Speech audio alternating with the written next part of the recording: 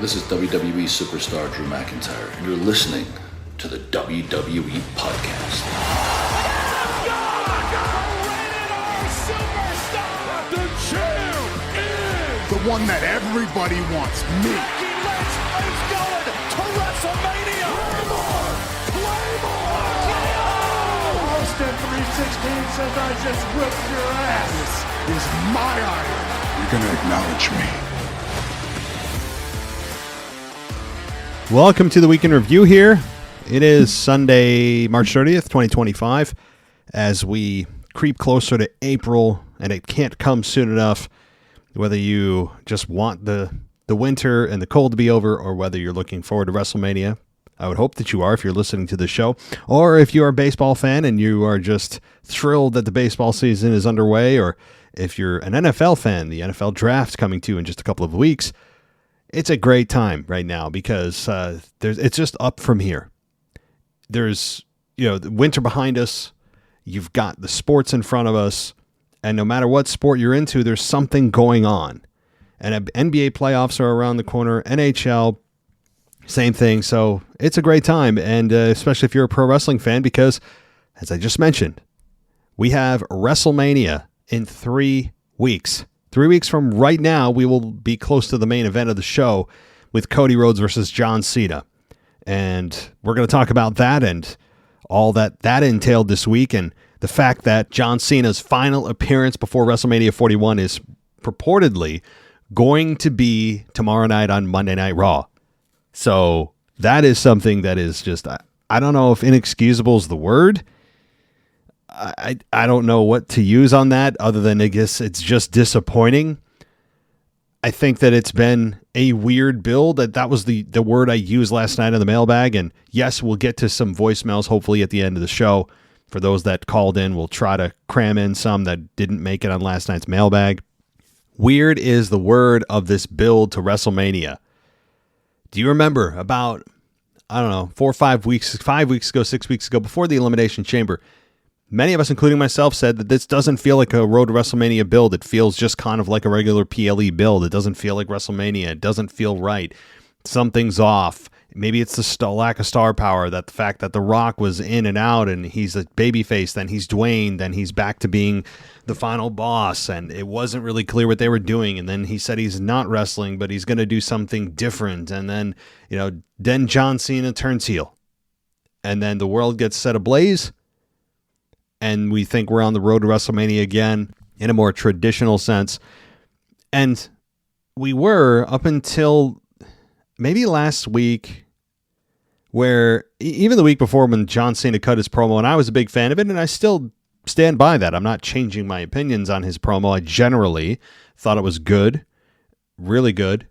Last week was a little bit kind of strange with his threats to make ruin wrestling for us, but then saying he's going to leave. And I poked holes in that logic last night. I won't rehash that. But Cody Rhodes just being Mr. Controlled and not charging John Cena made no sense. Not talking about The Rock at all makes no sense at all, because he's a guy that is at the top of the company on the board of directors. He's one of the biggest stars the company's ever produced. And yet, with this biggest likely, and when we look back on history, it'll be looked at as one of the biggest heel turns in the company's history with John Cena, and he is a big part of the reason why we get no mention of The Rock, why he did it, what could John Cena's motivations be of collaborating with The Rock, all of that. So it's been weird. It's been up and down, left and right. It hasn't been very consistent, hasn't been very steady, and I don't know what to make of this year. I know a lot of people, and I had emailers last night say to me that it was just kind of, and it has been, a very bad build to WrestleMania. It's been, in some people's eyes, one of the worst builds to WrestleMania that they can remember. I wouldn't put it in that category.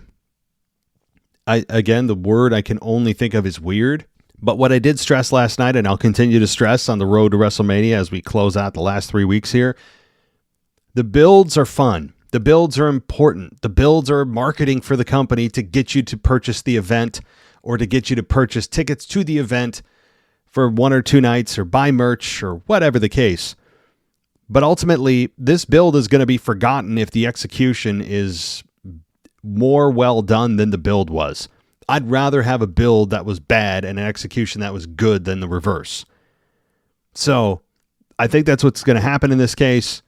We saw with Triple H last year, he put on a really good WrestleMania, one that made a lot of people happy, particularly with the finish of WrestleMania. And many looked at last year's WrestleMania as the best 5 minutes of WrestleMania main event in history. I don't think it was. I mean, it was exciting in the sense that we had a lot of 90s Attitude Era stars come out. Some of them made no sense, like The Undertaker.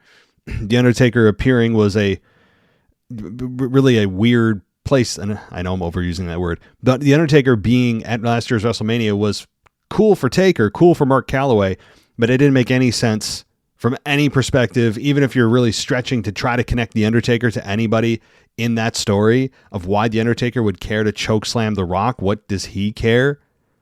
He was a fill-in for Austin who didn't make it because of money. So this year, hopefully it's different. Hopefully I don't mind if Undertaker shows up, but man, if Austin, who's going to be at a signed meet and greet, who's going to be likely sitting in the Hall of Fame in the audience, he's scheduled for several events pre-Mania. He lives in Vegas. For the love of God, if he doesn't appear at WrestleMania to deliver a stunner, I don't know what we're doing. Yes, I'm going to continue to hammer that home. It's a blank check as far as I'm concerned. And it's not my money, which is why I'm so eagerly and willing to spend it. We all are. Anytime we're talking about sports and teams and who they should sign, it's not our money, so we don't care, right? But honestly, if I was the one who was in charge of getting Austin to agree to this, I would say, okay, Austin, name your price, and we'll just sign. Let's go. We're going to make so much money on WrestleMania weekend. This will be a moment people will never forget. So, with all that introduction to the show, welcome to the WWE podcast. As we are 3 weeks out from WrestleMania, the shows are going to get, I think, more intense as we get closer. Enjoy John Cena's final appearance here. Enjoy it. But also, which is getting people all up in arms about something I said on X, that it's been like we're in the Twilight Zone the last 3 weeks with Raw being overseas. Finally, they come back to the States. It's the final Raw, the final televised event over there in the European countries from London tomorrow night, Monday Night Raw, the O2 Arena. I expect big things. I do. Again, John Cena's there. But finally, we get back to the States. And we get back to a crowd that is one of the more vicious crowds, one of the more honest crowds, one of the best acoustic buildings, according to a lot of the wrestlers that have worked there, the Allstate Arena. And in Chicago for SmackDown, you can bet your ass that CM Punk will be there, but it's going to be nice to get back to the States. And not because I care about the time and I get to watch Raw at my time. I don't watch Raw live.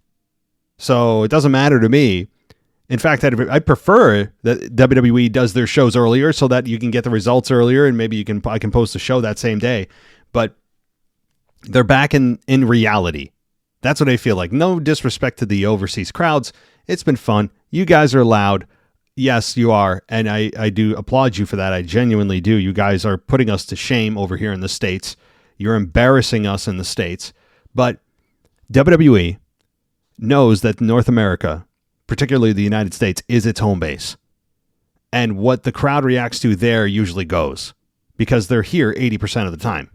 Now, WWE has made themselves a much more global entity. They've clearly implemented a global strategy for expansion. And I think it's generally been pretty successful. I mean, hell, I know it has because they're selling out everywhere they go and overpricing their tickets, and people are paying it. And you guys are loud. But I will be very excited to have the States come back to, bring us back to reality. It's been a fun dream. Now it's time to wake up on Friday night for SmackDown. And then from SmackDown, they go to Monday Night Raw in Minneapolis, then Seattle for SmackDown, Sacramento for Raw, and then Vegas the night before WrestleMania, obviously in the same city for SmackDown, which is going to be nothing more than just one big show of talking and video packages to promote the next night. I would not want to be on that Friday Night SmackDown. Now, I could be proven wrong, and there's some big return that changes the whole course of WrestleMania, which is possible, but I would not want to be at Vegas for the SmackDown before. So, that's me. Now, there is going to be a WrestleMania After Dark. That's something that I don't know what this is. I've been trying to figure out what this is. It's going to be Liv Morgan and Braun Breaker, I guess. I don't know what this is supposed to be. I'm not sure. It's Friday, April 18th at 11. Is it just a place that it's a club that these two people are going to be, like Liv and Braun are going to be there? I don't know. I would imagine that it's a kind of a club that is in Vegas that's going to host these two people, kind of like when, what was it? Jersey Shore, like, the situation is going to be there, DJing or something, that kind of thing. Anyway, they stole my After Dark marketing, and I'm going to sue. All right, so let's get into this week in WWE as we get closer to WrestleMania. All right, so let's cover SmackDown. And SmackDown came to us from London, and we had Seth Rollins shown walking backstage. Security guards were waiting to escort him for the contract signing segment. And we had Charlotte Flair backstage, backstage shots of Michin, LA Knight, so forth.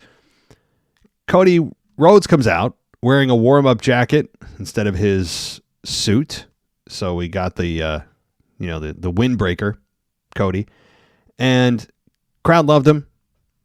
And the fans sang along and said he'll face John Cena at WrestleMania 41.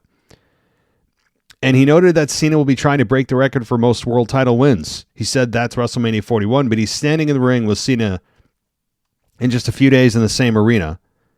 And that's when Randy Orton comes out, and the fans sang along, and he said that, look at you. You're the man now. Look at where you came from. The fans sang along, and, basically one big makeout session between the fans and Cody. And Orton said Cody wasn't happy, and he needed to grow outside the business. Orton said it took some big-ass balls for Cody to leave. Orton credited Cody with changing the industry, and said all the guys and girls backstage know it, and Cody knows how much he appreciates it. Some fans continue to sing Cody's name, Cody Rhodes, Cody Rhodes. Right? That's the thing, I guess, that's done overseas. We'll see if it's contagious here in the States. I don't know. I doubt it, but maybe some of the chants we've heard the last few weeks will translate over to the United States. We'll see. I don't know. But Orton said that he'd sing along with them, but they might leave. And Orton asked the crowd if they remembered when Cody faced Seth in Hell in a Cell. Orton said it was impressive and impossible. Orton said Cody started the match with a partially torn pec and finished the match with a fully torn pec, which is actually not true at all. In fact, I have to take issue. I love you, Orton, but it's well documented in several different interviews for different docuseries that Cody had already fully torn the pec, and that the reason he did the match is because there wasn't any more damage he could do to that pec during the match. So that's just raw. That's just false. So sorry, Orton, I'm calling you out. But Orton said Cody sucked it up and worked through the match for the fans and went on to finish his story. But Orton said there's always another one. And Orton said ticket sales are up and there's more intrigue on the company than there's ever been. And he said it's 99.9% due to Cody. Okay, Orton, another fact check here. I understand that this is just an ambiguous number you throw out of 99.9. No, it's not even close to 99.9. If I was to put a percentage on it, which is really hard to quantify, I would say that the reason that WWE is so hot right now is, probably 20% due to Cody Rhodes and 80% to everybody else, because there are a lot of other people on the roster. But I think Cody is one of the biggest singular reasons that the business is where it is, but a lot of it has to do with the booking and the change of management and the Vince McMahon being ousted and everything else, right? The fact that they've implemented a global strategy. The creative has been generally better than it was under Vince McMahon, and they're doing a good job at building bigger stars and continuing the cycle. It's not that Cody Rhodes came in and the company was flailing. Remember, he only came in 3 years ago. The company was still at that point on the rise, even with Vince McMahon still in charge. So, no, Cody is not 99.9% responsible. I mean, there are hundreds and hundreds of other people who get that show to where it is. From the production team to the creative, the marketing, the other wrestlers, men and women, the commentators, right? It's a group effort. What Orton's saying essentially means that's not a group effort. It was only Cody and Cody alone that is responsible for the WWE's success. Orton, what the hell are you talking about? Again, I love you, Orton. I do. But some of the things here are just too egregious not to call out. There's another one. So, here's where things settle down. We can get back to business here. And he said that he respects him. He's proud of him. But it's time for WrestleMania. And he got excited about imagining kicking Kevin Owens' head off of his shoulders. But, I mean... Okay, I don't want to get into nitpicking here. I'll stop. I was going to get into the idea that your head doesn't really sit on your shoulders. Your neck is really where your head... Anyway, so Orton says he knows fully that Cody's going to walk out of WrestleMania as champion and that there will be a time when he wants to go after his 15th championship. He said he's not going to kick Cody in the balls like a coward. Orton said he sees Cody as an equal, and then conceded that Cody has surpassed him in terms of some of the things he's accomplished. Orton said he will look him in the eye and tell him he's coming for the championship. Well, I would ask, and this is a genuine question, what has Cody accomplished that Orton didn't? What is the singular thing?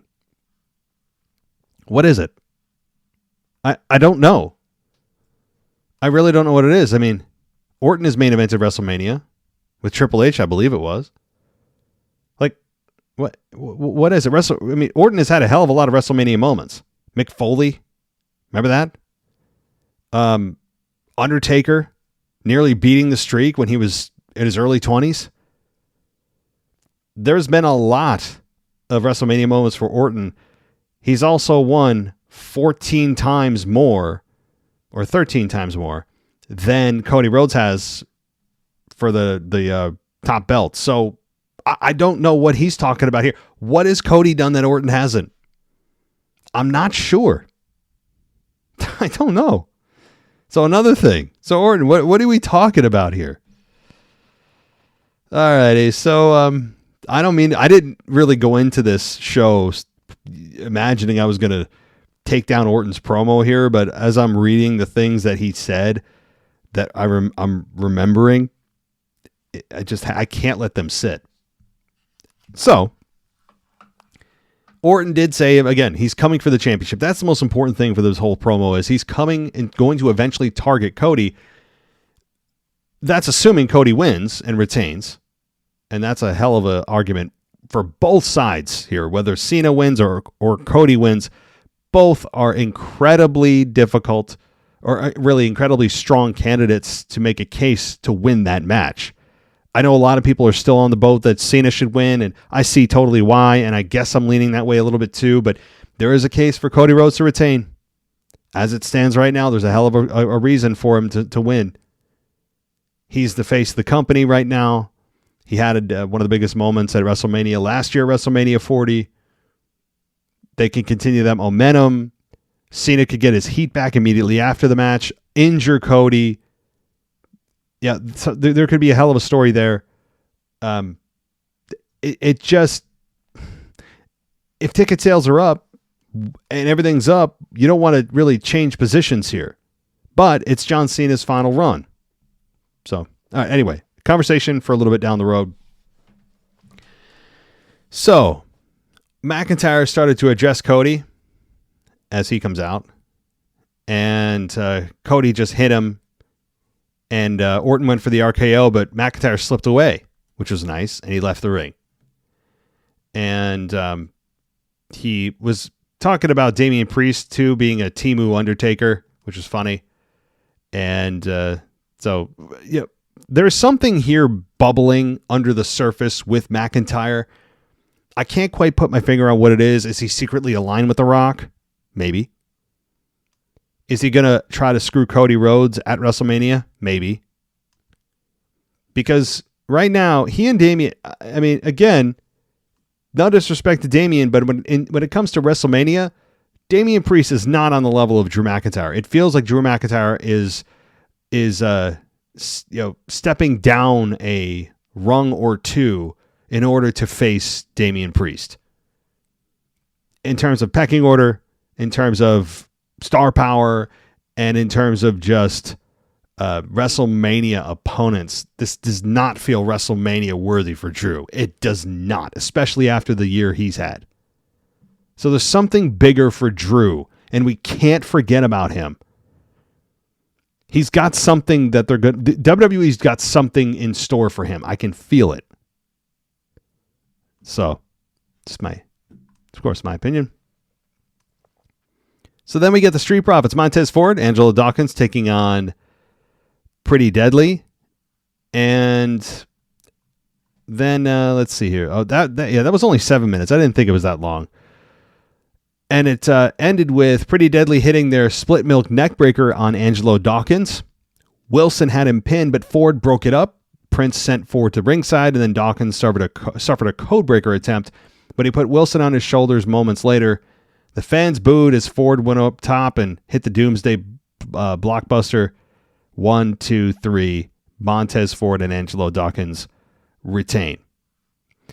So, yeah, I mean, the fact that the fans booed here, and I know immediately that what people are already running to about race and everything else.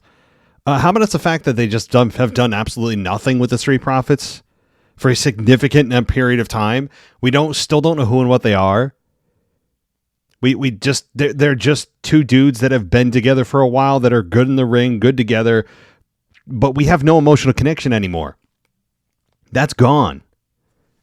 I mean, and so, you know, the fact that they're getting booed is nothing more than a referendum on the fact that they've done nothing with those two characters in forever. That's it. It's a referendum on the creative. And I think, was it Wade Barrett last week or this week who called this division a messy division? That's a perfect way to describe it. This division is a mess.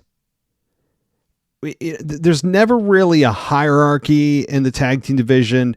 People get title shots arbitrarily. And this has been an issue not just with the Triple H regime and company, but all the way back through the Vince McMahon era. Really since the dawn of time with Vince McMahon. Since I've been watching anyway. It has been a tag team division mess. Very rarely do you have a pecking order. Do you have WWE really focus on the tag team division? There's never seemingly a real focus, a real effort to be made to create depth in the tag team division, where it's just a constant problem, especially in the women's division, but yes, in the men's too, where there's depth, where there's a sense that this could be the next big tag team that eventually create big single stars, which is obviously what tag teams are made to do, to create single stars, because that's where the real money is. Same with factions. They're meant to be destroyed, but it's very rarely a focal point, and I think they're missing the boat on it, because you can get big single stars from a tag team division if they put focus, if they actually put effort into it. But they're so here, there, everywhere. Tag team title matches are given out to anybody that just asks for one or doesn't ask for one. And don't even get me started on the women's division of tag teams. Early on, there were periods of time when there were no tag team opponents for the champions to face. They were unopposed champions, which made them champions, the fact that they were champions, laughable because they have no contenders because there's nobody else in the division. That was actually a thing for a while in WWE. So I think it'll continue to be a problem. It's just tag team division life in WWE. So next up, speaking of women's tag teams, Kaden Carter and Katana Chance versus the Secret Service, Piper Niven and Alba Fire, who was with Chelsea Green. This match was 6 minutes and 20 seconds with Piper Niven and Alba Fire beating Kaden Carter and Katana Chance. The finish was Carter and Chance setting up for their finish on Niven when Green jumped on the apron, bickered with the ref. Chance dropped from the ropes to argue with Green, and Niven shoved Carter into Chance and then hit the Piper driver on Carter for the victory. After the match, the heel trio beat down the baby faces. Zelina Vega came out to absolutely no reaction and roughed up Niven and Fire. And Green hit Vega with a shot from behind. Vega set up for Code Red, but Fire caught her with a super kick, and then Piper Niven followed up with a senton splash. So if you guys know, if you followed me for a period of time, you know that I'm a big Zelina Vega fan. I have been for a long time. Really caught on to me in terms of catching my eye, not in a romantic way. Okay, so I want to be clear. She is an attractive woman, but I mean catching my eye in terms of I see something more there than just what they're doing with her. And when she was with Andrade and that group, but that was back in, even pre-COVID, or especially during COVID, when they had the empty arenas and everything else. And, she, I think, may have reached her peak when they went to, what was it, Extreme Rules? When they went to her home country, I believe, in Puerto Rico. I'm fairly sure that's, when she got the biggest reaction. And I'm sitting there thinking to myself, now this is the reaction she should be getting. I think Zelina Vega has just something about her that's just authentic. When she speaks, you don't feel like she's memorizing. You pay attention, and there's something there that you just, that infamous X factor everyone talks about. She's got that. And for her to get no reaction here was, it wasn't great, obviously, for her, but with new music, I think it was new music, I believe. She just seemed, a little bit out of place, but I still continue to believe that there's more to her than we've seen. So then we get, let's see, U.S. champion LA Knight shown walking backstage.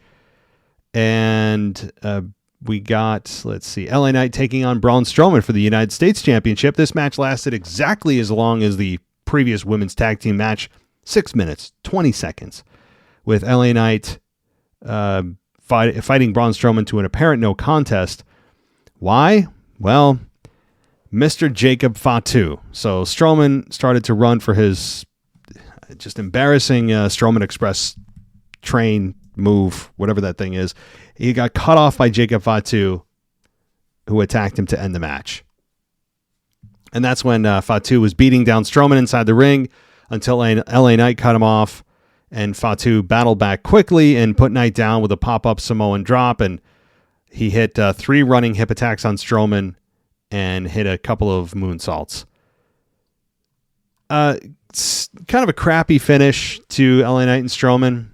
Not fun, but it's doing what it needs to do to set up potentially a third triple threat for WrestleMania.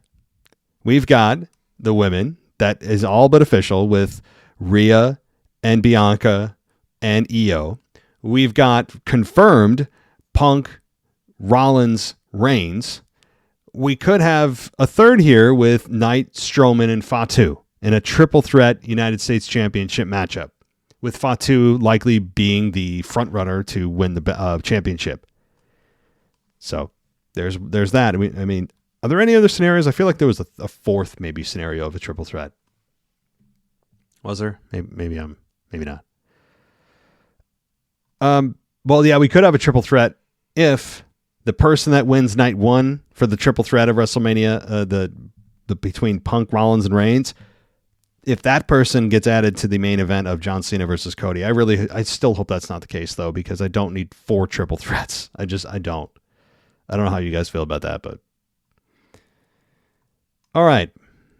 We then have some more tension backstage. Jacob Fatu, he's walking back there when Solo and Tama Tonga approached him. Solo and Tama were upset that Fatu went to the ring alone and didn't tell them.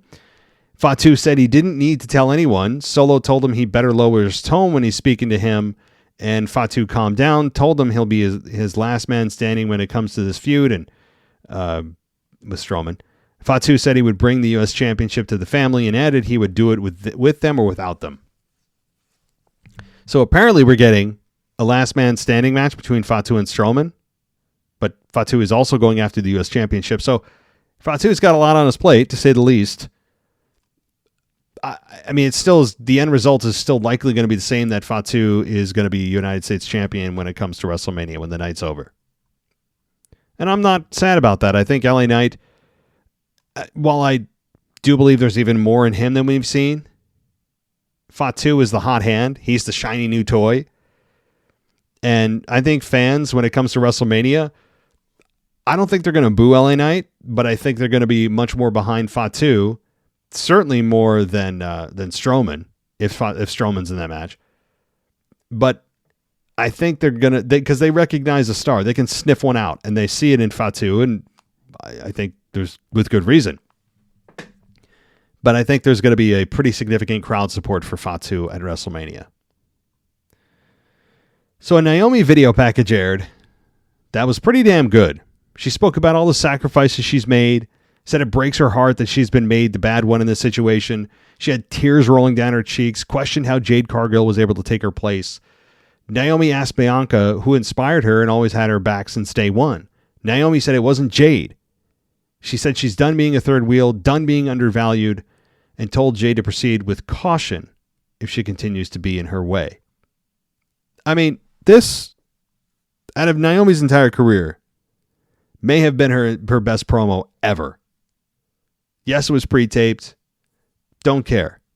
Naomi came out here, and I'm thinking to myself, going, where has this been? Where has this been for all these years that Naomi was just a generic feel the glow, everybody feel the glow, dancing around in her neon lights, which was entertaining, and it's a fun entrance, but it was really one-dimensional, and this didn't really add a whole lot of depth to her. Well, that didn't for a whole lot. Well, her entire career, it was just kind of like, you know who she is, you know what her finish is. She was never really strong on the mic as a babyface, and then she turns dark, and you're like, all right, she's got my attention. The caution tape's cool. The fact that she's able to just well up tears on command is pretty damn impressive. I love that. This Naomi is by far and away the best Naomi we've ever seen. And it makes me wonder, is this also going to turn people on Jade?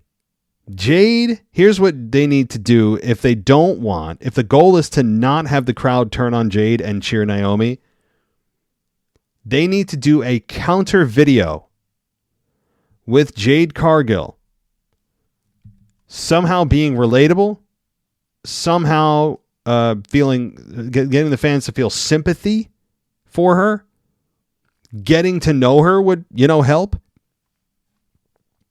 Because right now she's playing one card. It's a strong card. It's the look at my body, look at how I look. Did you see how I look? But don't forget to check my Instagram. I posted some new photos. Like them and subscribe.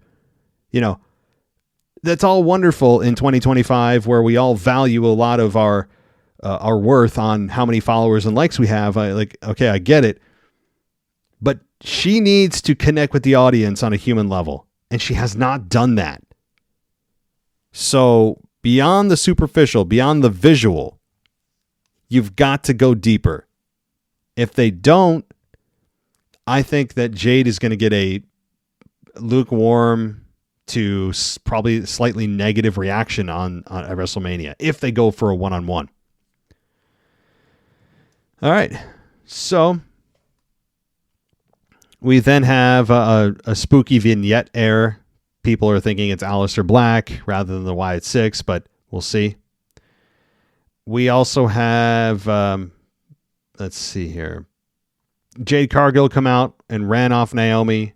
Barrett noted that Cargill was dressed like Uma Thurman's character in Kill Bill, and Jade was B-Fab to the back when the entrance music played. So Charlotte Flair started to make her entrance, stopped on stage, and that's when Charlotte and Jade locked eyes for a moment. That was, it's kind of a tease for later on. And we had Charlotte versus Michin, which Charlotte beat her in 8 minutes. And then Tiffany Stratton was interviewed backstage, and she noted that Flair went at Stratton hard last week, and Stratton said that Flair is so insecure that she can't let a rookie get a word out. Stratton said she's not the one with something to lose. She said that if she loses, then it's a rookie losing to a legend. She said that if Flair loses, then Flair beat an undeserving, delusional, unoriginal, backflip doing little girl, and said, "Did I get it all, Jackie?" Stratton asked, and then Stratton said she can't wait to see the look on her face, on Flair's face, when she hears the words, "and still." Right. So, good promo. It was much more human than last week. I think she learned from last week. She, instead of trying to recite her lines or play a character, she was more herself. And whatever that ends up being is much more enjoyable than that persona she showed last week in the interview with Charlotte. And I noted this on my show last night. I said, yeah, Tiffany got eviscerated in that promo. Did it hurt her? Yeah, it did. It exposed her a bit. But there's no better learning experience. There's no better teacher than being humbled, being outclassed, being humiliated on live television. There is no better teacher. And I said that this could be the best thing that ever happened to Tiffy, because she's going to look back at that tape.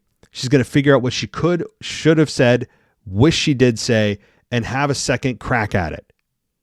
And that she's going to want to be better. And we saw it. So this is a great sign, if you're a Tiffany Stratton fan, that she didn't just sit back. She didn't try to play a character. She was much more real. She was real. And that's what you're looking for. And that's what we got. Short, to the point, mocking Flair, and brought up a good point that, yeah, she could lose, but if she loses, it's to a legend. Yeah, if Flair loses, she's losing to a rookie. And she took all of her insults and belittled her insults that were meant to hurt her. It's great. It was really good. It was a great bounce back performance for Tiffany Stratton. All right. We then had Drew McIntyre take on, I can't remember. Oh, Randy Orton. Wow. Randy Orton versus Drew McIntyre. And this match was 7 minutes and 50 seconds with Drew beating Randy, but that's because of Kevin Owens standing on the aisle, spotted Orton. A distracted Orton turned back to McIntyre, hit him with a Claymore, got the victory. After the match, Owens pulled Orton out of the ring, slammed his head on the broadcast table. Orton's climbed on the table, set up for a pile driver, but Orton slipped away and tripped Owens, who took a bump. Orton set up for the punt kick, but Owens got up and hopped up the barricade and fled the scene. So, fine. And honestly, Orton and McIntyre, the fact that they had a non-finish here made sense. They're both on separate paths for WrestleMania. Both you kind of need to have momentum.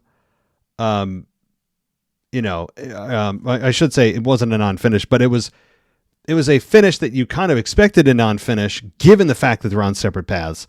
But Randy Orton has an out that he was distracted by Owens. So even though Orton lost, for all intents and purposes, it kind of is a non-finish because of Owens distracting Orton.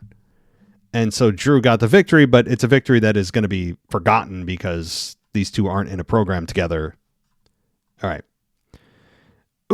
Jimmy Uso took on The Miz, 7 minutes and 50 seconds. And Jimmy beat The Miz. We then had Punk and Aldis and Reigns, and we talked to, this was a good segment here.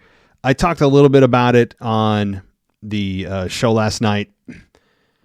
The biggest thing coming out of this, we got the potential favor that we thought was, Heyman giving Punk the main event of WrestleMania, but Punk made it clear that it's not the favor that he's owed. That was the money line. That's not the favor that I'm owed. Really good, because it allows you to think, okay, wait, that wasn't the main event, or that wasn't the favor to CM Punk? The answer is no.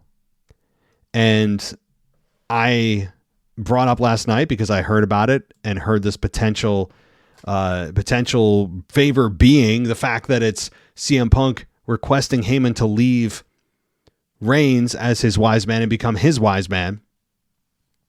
That's possible. And there's some reasons for that. But as I said last night, it's like two guys fighting over a girl, and it's like, why? I mean, you guys don't, you don't need Heyman to survive. You don't need him to be a mouthpiece. Everyone's capable of it. So, okay, very quickly, I'm going to run through Monday Night Raw, because we had the John Cena promo. Essentially said he's going to ruin wrestling. F you, Chance. Again, he kept saying, we make it so easy. He's going to take the championship after he beats Cody and basically go away. And there'll never be a real true champion again, which if you want to go listen to my logical breakdown of why that makes no sense, go listen to last night's show. I won't rehash it here. For me, though, in the end, I would just have John Cena bring back the spinner belt. A little more logical choice there. Because if you're under the age of 10, you didn't hate that thing. Anybody over the age of 10, you're just like, this is a bastardization of the championship. It's a disrespect to what that belt means. But that's, to me, I hope what I would do. Now, Jimmy Uso and Jey Uso, not Mr. Joe Hendry. It was Jimmy Uso, to the disappointment of many, took on A-Town Down Under. They ended up beating them. We had Lyra Valkyria defeat Raquel Rodriguez to retain the Women's Intercontinental Championship. We had more bickering between Belair, Ripley, and Io. Despite the fact that they're going to have a one-on-one, Rhea and Io, Bianca Belair is going to have a say here. It's going to be a triple threat. No matter how many times they tell us it's not, it's going to be. We had El Grande Americano take on Dragon Lee. El Grande Americano beats Dragon Lee in 9 minutes. Boy, oh boy, that continues to be just a complete fire hose of attention. And you know what I would do if I were WWE, despite the fact that there is a segment of the audience that finds somehow this offensive, or they're trying to find a way to make it offensive for themselves so that they can be a victim or a virtue signal to those that are offended for some unknown reason. Well, victimhood is power these days, but it's simply for the fact that I would keep this going because people are talking about it, which means more people are going to watch it to see what WWE does. There's no reason, if people are talking about it this much, to do anything with it. I would keep it going. It's fun. All right, CM Punk came out, didn't say much. I mean, he just didn't. Braun Breaker versus Penta for the Intercontinental Championship. We had Braun Breaker beat Penta by DQ because of Dom Mysterio. We then had, that was it. That was it. I'm sorry for everybody that went to that Raw. You guys should get a partial refund, especially for how much you guys paid. It's just crazy. Yes, you got an appearance from Punk, who said nothing. You got an appearance from John Cena for a heel promo. You got a Cody Rhodes. I get all that, but it didn't do much to move anything forward to speak of. Kind of a lame duck Raw. So I'm sorry. I mean, I really feel bad for those of you in Glasgow, Scotland. I mean, I just do. Scotland, you guys got Guys got the shaft on that one. All right.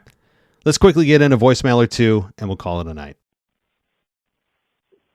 Oh, hey, Matt, it's Devin here from Australia. It's been a very, very long time. I kind of checked out for a bit. There was just too much going on in my life, and some things just fell away naturally. But I always tend to take a bit more interest after Royal Rumble and that, and to get back on the bandwagon, so to speak. I've enjoyed John Cena turning heel. I just love the whole way he's gone about it, or how it's been done. I think because I've been out of the loop a bit, I've noticed that Raw's gone to 2 hours and SmackDown 3.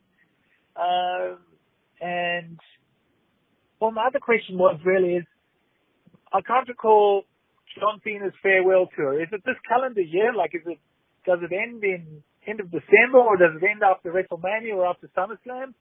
Because that would probably, and I'll probably missed all that because I've just been checked out. So, what are the chances of him winning? Assuming, say, his farewell tour goes towards the end of the year, that gives us WrestleMania, SummerSlam, a few more pay-per-views or whatever they call PPEs. Do you think he's got a chance of winning at WrestleMania? I actually wish he does win. I just want him to win, to be honest, not just because it's Cody Rhodes and I was sick to death of Cody before he won anything, but I would like Cena to win. I just want to know what your thoughts are on that. You've probably gone through this with people, but like I say, I've just been away with it, man. Just life, dude, life. So I'll take my hat off to you, man. You can, you've got this podcast, you've got a family, you've got a full-time job. I don't know how you do it, man. It must be the passion. Anyway, take care, man, and looking forward to hearing your feedback. Cheers, bye. Bevan, good to hear your voice. It feels like old times. It feels like old times that, I remember you used to leave a voicemail every single week, and here we are again. It's gotta be, I'm guessing, I really have no idea on specific time, a year more since I've heard your voice. I'm thinking of others too that have through the years just used to be regulars, and then one day they just drop off and you never see them again, and then they pop up out of nowhere. I'm not blaming anybody. I've got a life. You've got a life, and life gets in the way. And I'm glad you're back on the bandwagon. Hopefully, whatever is going on is nothing bad, or if it is, that things are getting better. Obviously you don't have to share any of that, but hopefully that is the case. And so here's the deal with John Cena. Now you can Google this if you want more accuracy, but it's through the calendar year. So December of 2025 is it. So in 9 months from now, he's done. And he said that he's done.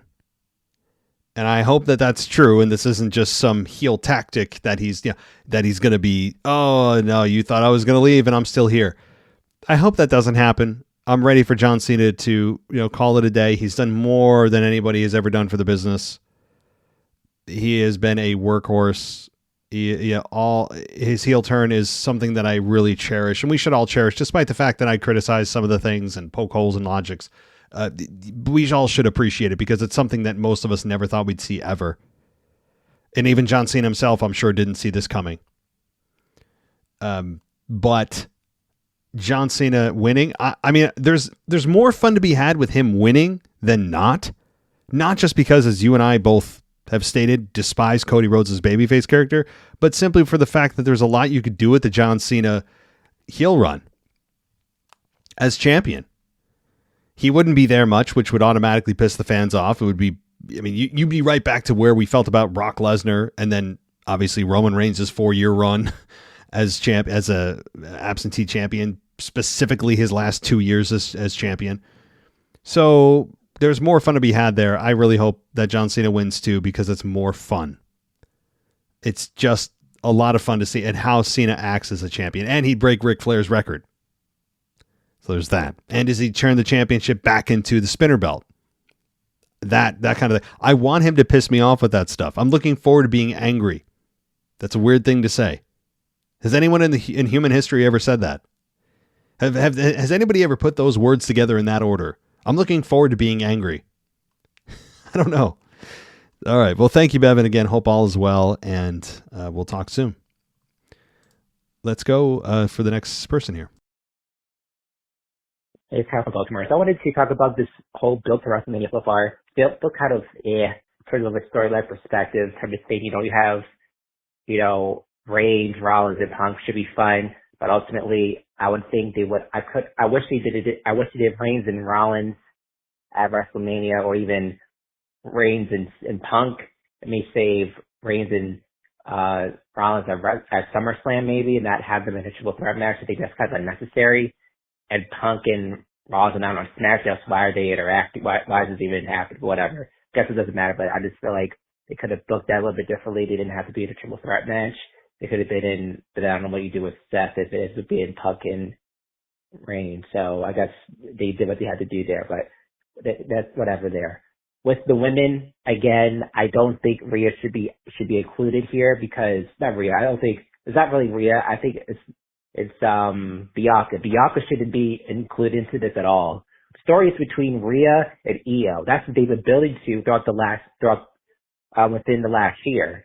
Bianca is there because why? She went to Chamber to face someone from Raw that she had no interactions with, and that's supposed to make me excited to see Bianca and Rhea end up being a one-on-one match. Now that makes no sense to me, and because she has her own issues with Jade and Naomi, and I know that now they're going after each other now because Bianca's occupied, and so there's going to be a singles match between Jade and Naomi, which we'll see how that will go for WrestleMania. But ultimately, they should have just had Bianca involved with the Jade and Naomi things, because that's what they were building towards. Seems like it, because that's the story there, and the story is between Rhea and Io one-on-one.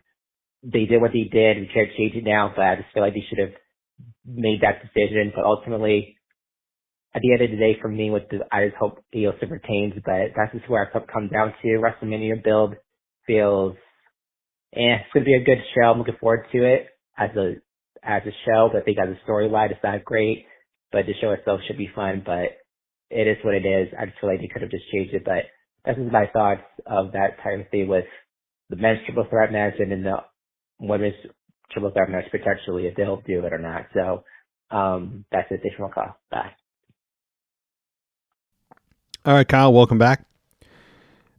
That is kind of weird that they did swerve last second with Bianca, who was in a tag team division for, it's 12, 18 months. It was forever. And then they just jolt her into the singles role on Raw for the Women's Championship on Raw. And that did jar a lot of people. Now, we heard the crowd reactions in the last few weeks. We don't know if that's just an overseas anomaly or if it's something that'll trend into the States. We don't know. But it is weird that they did that. I'm not complaining, because at the same time, I do want Bianca the hell out of a tag team division. And we got that. But the story, as you said, that was being told was on SmackDown between Jade, Bianca, and Naomi. And that's where the thing should have stayed. But I guess the question is, what would the outcome have been had Jade and Bianca and Naomi been involved in this on SmackDown? Now, Bianca is still kind of involved from a distance, but so say Bianca didn't win the Chamber. She's involved in this. What would happen? Would that also be a triple threat? And what would be on the line there? What's the grudge? And who hates who? Does everybody hate everybody? Did Bianca double cross Naomi, but then what's the story there? It gets messy quick. So again, we don't know what the outcome is. Maybe everything will make more sense come WrestleMania after we see the results. But it does kind of make it weird here. And Io and Rhea, I didn't really think about that one-on-one, because you knew once Bianca won that they were going to do a triple threat, or it was just going to be one-on-one with Rhea and Bianca, because Rhea dropped her belt to Io out of nowhere on Raw, and you're like, what the hell is going on? But that surprised me this close to WrestleMania.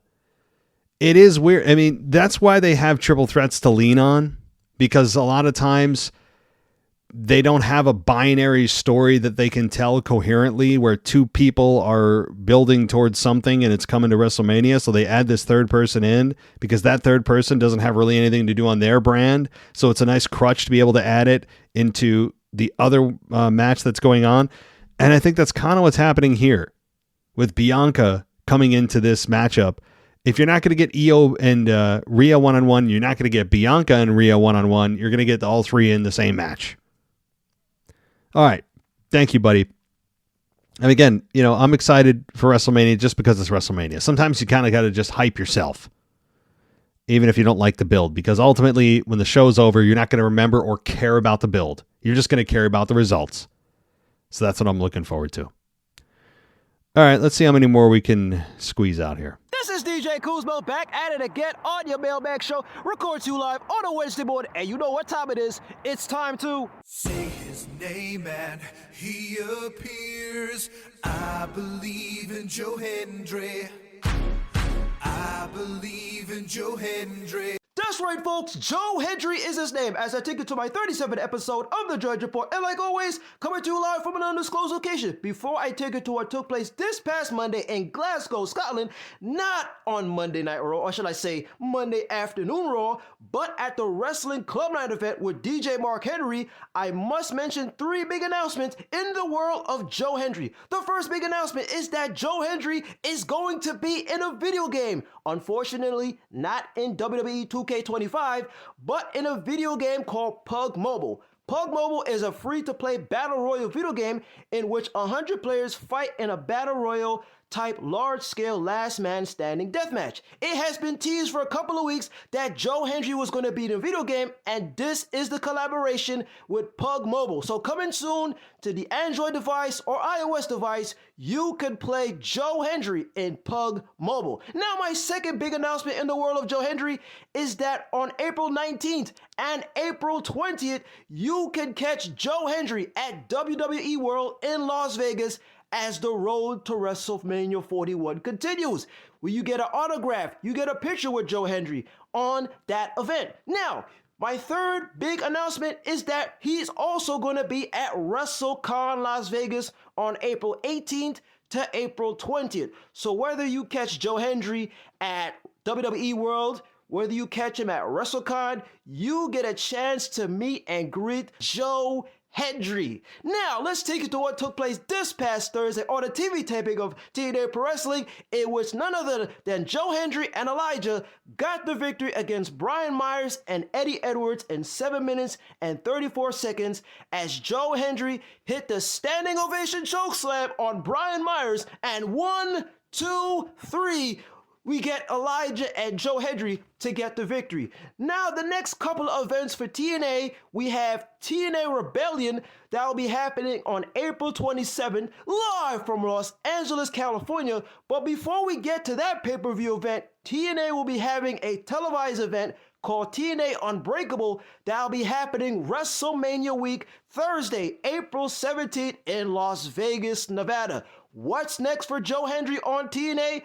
Who will be his next challenger? Let's see. Now we take it to what took place over the weekend as DJ Mark Henry and Joe Hendry had their collaboration with Sweet Chin Disco as they had their Wrestling Club Night events throughout the UK. Most notably, he was in Glasgow, Scotland, Joe Hendry's hometown. Unfortunately, Main Event Jey Uso did not bring Joe Hendry to Monday Night Raw, or should I say Monday Afternoon Raw. He brought his brother Jimmy Uso. Well, I guess you could say it's a good look because now it makes the storyline a little bit interesting because, no offense, this Gunther versus Main Event Jey Uso feud has been very boring.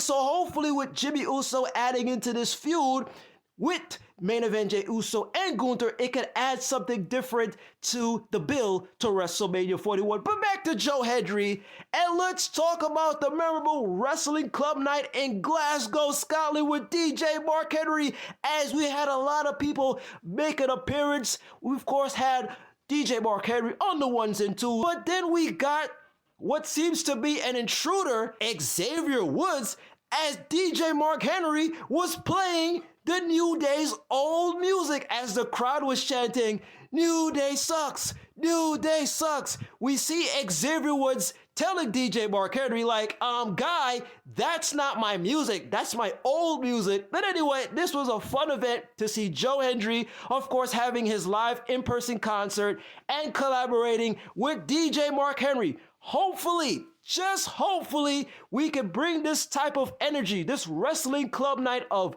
wrestling theme music and that kind of rave type of energy to the States, like in New York City, in Las Vegas, and Miami, and Los Angeles. But anyway, this was a great showing to see DJ Mark Henry and Joe Hendry collaborating together in this, I guess you could say, wrestling theme party called Wrestling Club Night. Now, with that being said, always remember to say his name. In the words of Joe Hendry, he always says, anytime, any place, and any show. And most importantly, always remember to do this. Wave your hands from side to side and say, oh, I believe in Joe Hendry.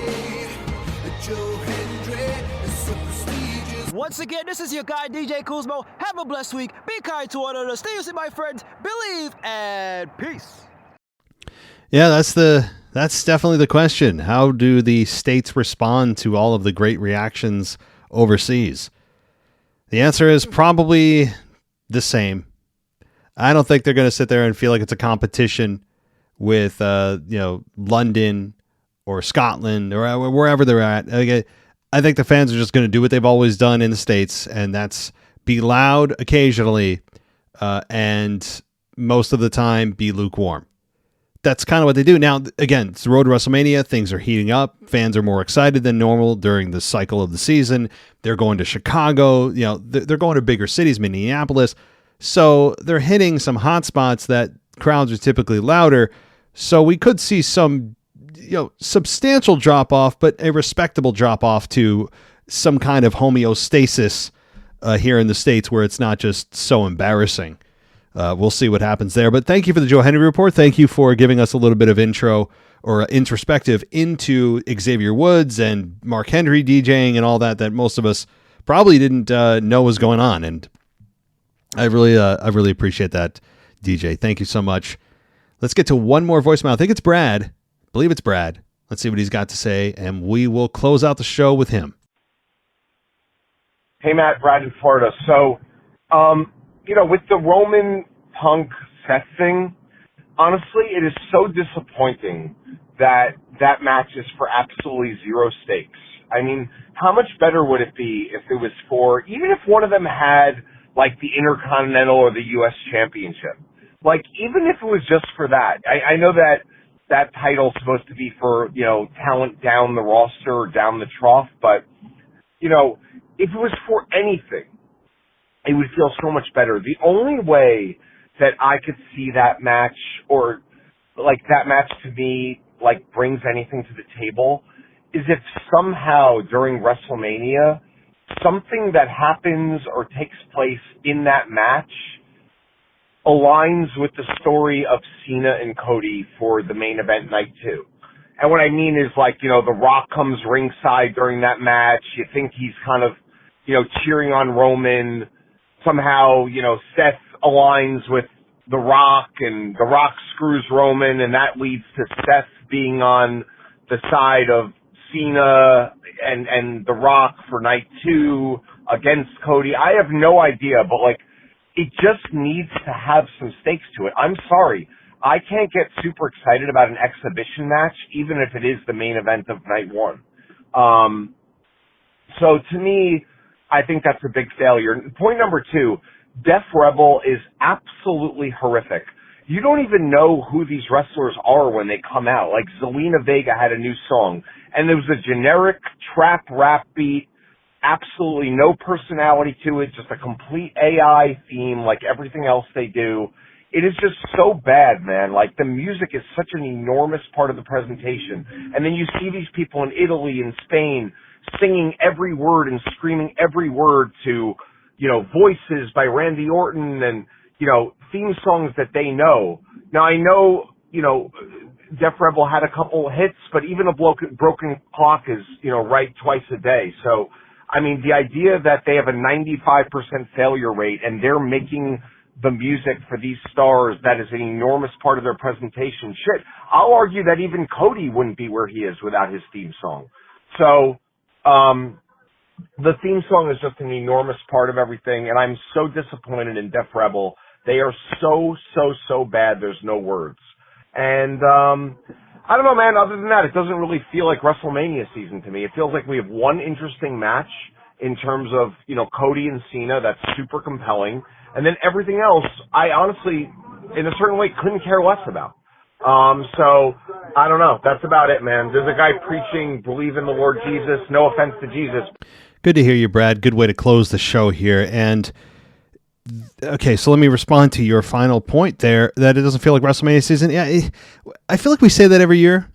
And maybe it's because as we get older, traditions don't feel like the way they used to. And that could be applied to Christmas. It could be applied to, the World Series, the Super Bowl. Oh, this doesn't feel like the Super Bowl. Oh, this doesn't feel like Thanksgiving. It doesn't feel like, it doesn't feel like Christmas. It doesn't feel like it should be Halloween or whatever. I've kind of felt that way. I don't know. Maybe it's just, our, just being a part of the, elder millennial group. I guess that's how we're categorized here. I just turned 40 this year, so I guess I'm an elder millennial.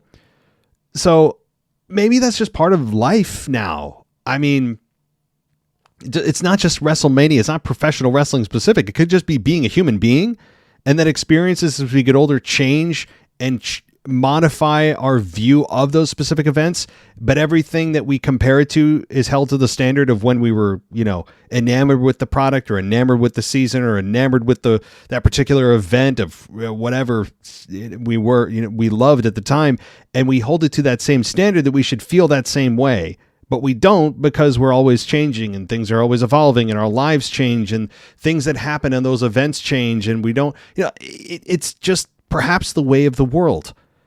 Maybe it's just not wrestling specific, because I kind of feel this way all the time, especially around Christmas season, because I'm always like, it doesn't feel like Christmas this year. It just doesn't feel like it. And maybe it's because somewhere deep down in me, I'm expecting it to feel like I'm, 8 years old again, expecting Santa to come down the chimney, and it should feel to have that magic. And of course, we're not going to have that magic, although we all yearn for it as adults. It's not something that is going to happen. And yet we somehow hold it to that standard, and maybe we don't realize we are.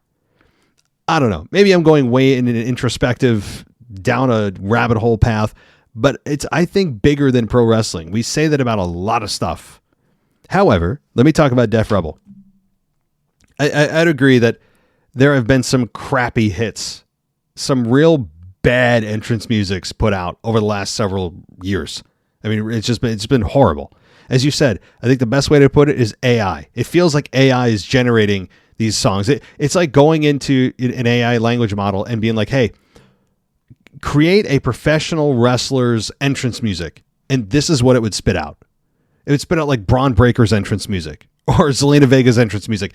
It's soulless. It's soulless is what it is. It's got no punch. It's got no staying power. It doesn't have that imprint on your brain it needs to have. And entrance music isn't everything. Certainly, there's a ton of other aspects of being a professional wrestler that's going to tell you if you are going to fail or you're going to be successful.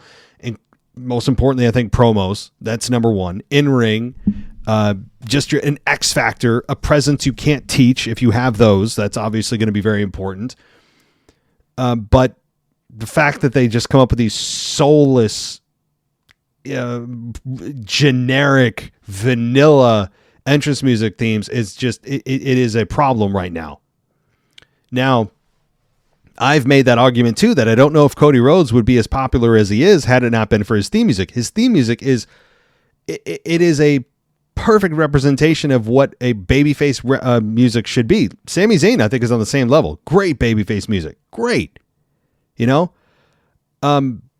That to me is, I don't know if I would put all of his success on that song. I don't think you would either, but I would argue he wouldn't be as of a long-standing babyface as he is had it not been for this music. because that music is something people want to hear and be a participant with at the events. People wait to see the pyro. They wait to say, whoa, right? The fans do. You get caught up in it. It's a moment. It's great. It's a great way to produce television and tell the fans, hey, come and participate in this when it comes to your town.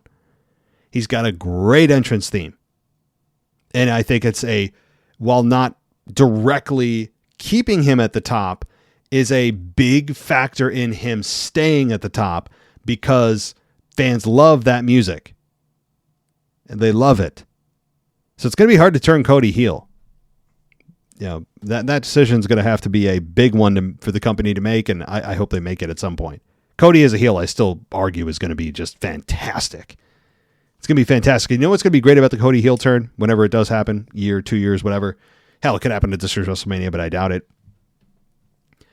Cody's going to have a lot more years to flesh that out rather than condense it in a sparing number of dates that John Cena has got left. Now, I want to be very clear, I absolutely appreciate, support, and I'm glad that they did what they did with John Cena. Better late than never.